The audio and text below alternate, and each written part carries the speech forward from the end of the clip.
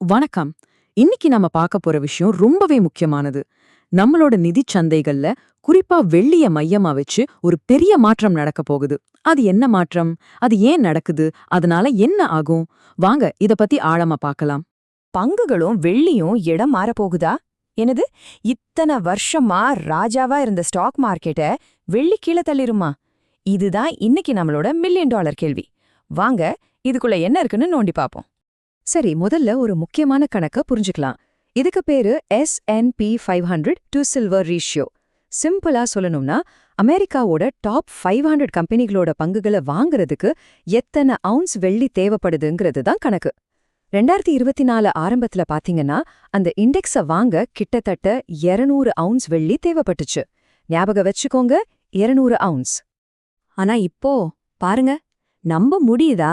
அந்த 200 இப்போ வெறும் 90 குறைஞ்சிருச்சு. அதாவது இப்போ அந்த டாப் 500 கம்பெனிகளை வாங்க 90 அவுன்ஸ் வெள்ளி இருந்தா போதும். இதுக்கு என்ன அர்த்தம் தெரியுமா? ஸ்டாக் மார்க்கெட் டாலர்ல புது புது உச்சத்துக்கு போனாலும் வெள்ளிக்கு முன்னாடி அது வீக் ஆயிட்டு இருக்கு. வெள்ளியோட பவர் பயங்கரமா ஏறிட்டு இருக்குன்னு அர்த்தம். சரி, இதத்தான் நாம பெரும் சந்தை சுழற்சி அப்படின்னு சொல்றோம். இதுக்கு முன்னாடி இப்படி நடந்திருக்கா? இனிமே வெள்ளியோட விலை எங்க போகும்? அதையெல்லாம் தான் இப்போ பார்க்க போறோம். சந்தை சுழற்சி இல்லனா மார்க்கெட் ரொட்டேஷனா என்ன? ரொம்ப சிம்பிள். யோசிச்சு பாருங்க, மக்கள் ஒரு இடத்துல இருந்து பணத்தை எடுத்து இன்னொரு இடத்துல போடுறாங்க. உதாரணமா ஸ்டாக்ஸ்ல இருந்து பணத்தை எடுத்து தங்கம், வெள்ளி மாதிரி கமாடிட்டிஸ்ல முதலீடு செய்யுது. இது ஒரு பெரிய பண அலை மாதிரி ஒரு அசெட் கிளாஸ்ல இருந்து இன்னொரு அசெட் கிளாஸ்க்கு நகருது. இப்போ நடக்கிறது ஒன்னும் புதுசு இல்லைங்க. இதே மாதிரி ஒரு சம்பவம் 2002ல இருந்து 2011 வரைக்கும் நடந்துச்சு. அப்போ வட்டி விகிதங்கள் நெகட்டிவ் ஆனதும் இன்வெஸ்டர்ஸ் எல்லாரும் தங்கம், வெள்ளின்னு ஓட ஆரம்பிச்சாங்க. அந்த நேரத்துல S&P 500 வாங்க வெறும் 36 அவுன்ஸ் வெள்ளி தான் தேவைப்பட்டது. அப்போ நடந்த அதே கதை இப்போ திரும்பவும் நடக்குமா? அதுதான் இங்க கேள்வி. அப்படி வரலாறு திரும்பினா வெள்ளியோட விலை எங்க வரைக்கும் போகும்? இங்க 2 சினாரியோ இருக்கு. ஒன்னு, ஸ்டாக் மார்க்கெட் கொஞ்சம் இறங்கி அந்த ரேஷியோ 2011 லெவலுக்கு போச்சுன்னா வெள்ளியோட விலை ஒரு அவுன்ஸ்க்கு $134 வரைக்கும் போகலாம். இல்ல, ஸ்டாக் மார்க்கெட் இப்படியே இருந்தாலும் இந்த ரொட்டேஷன் மட்டும் தொடர்ந்தா அடேங்கப்பா, விலை $194 வரைக்கும் கூட போகலான்னு சொல்றாங்க. இது உண்மையிலே ஒரு பெரிய வாய்ப்பு தாங்க. சரி, விலை ஏறத பத்தி பேசிட்டோம். ஆனா இன்னொரு சுவாரஸ்யமான விஷயம் இருக்கு. வெள்ளியோட விலை ஏன் ஒரு குறிப்பிட்ட லெவலுக்கு கீழே இறங்கவே மாட்டேங்குது? அதுதான் வெள்ளியோட $70 பிரைஸ் ஃப்ளோர். அப்படி என்னதான் வெள்ளியோட விலை கீழே விழாம தடுக்குது? இதுதான் இப்போ எல்லாரும் கேக்குற கேள்வி. அந்த $70 கிட்ட வரும்போது மட்டும் யாரோ வந்து வாங்குற மாதிரி ஒரு ஃபீல். இதுக்கு பின்னாடி ஏதாவது மர்மம் இருக்கா? இந்த நம்பர் பாருங்க. கடந்த 80 ட்ரேடிங் நாள்ல வெள்ளி வெறும் 4 நாள் தான் $70க்கு கீழே க்ளோஸ் ஆயிருக்கு. யோசிச்சு பாருங்க, 80க்கு 4 நாள் தான். இது ஏதோ தற்செயலா நடக்கிற மாதிரி தெரியல. அந்த $70 லெவல்ல யாரோ பலமா வாங்கிக்கிட்டே இருக்காங்கன்னு இது தெளிவா காட்டுது. இதுக்கு ஒரு தியோரி இருக்கு. அதுக்கு பேரு ப்ராஜெக்ட் வால்ட். இது என்னன்னா, அமெரிக்க அரசாங்கம் அவங்களோட பாதுகாப்புக்கும் தொழிற்சாலைகளுக்கும் தேவையான 60 முக்கியமான கனிமங்களை சேமிக்கிற ஒரு திட்டமாம். இதுல வெள்ளியும் ஒண்ணு. இதனால சீனா மேல இருக்கிற சார்பை குறைக்க முடியும். அவங்க என்ன பண்றாங்கன்னா, சப்ளையர்ஸ் கிட்ட ஒரு குறிப்பிட்ட விலைக்கு நாங்க வாங்கிக்கிறோம்னு ஒரு கேரண்டி கொடுக்கறாங்க. இதனால என்ன ஆகுது? மார்க்கெட்ல விலை குறையும் போது கவர்மெண்டே ஒரு பெரிய பையரா உள்ள வந்து விலைய தாங்கி பிடிக்குது. ஒரு சாஃப்ட் பிரைஸ் ஃப்ளோர் மாதிரி.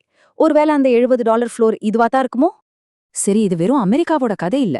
இப்போ நம்ம பார்வைய உலக அளவுல திருப்புவோம். இந்த வெள்ளிக்கான போட்டி உலகளாவே ஒரு போட்டியா மாறிட்டு வருது.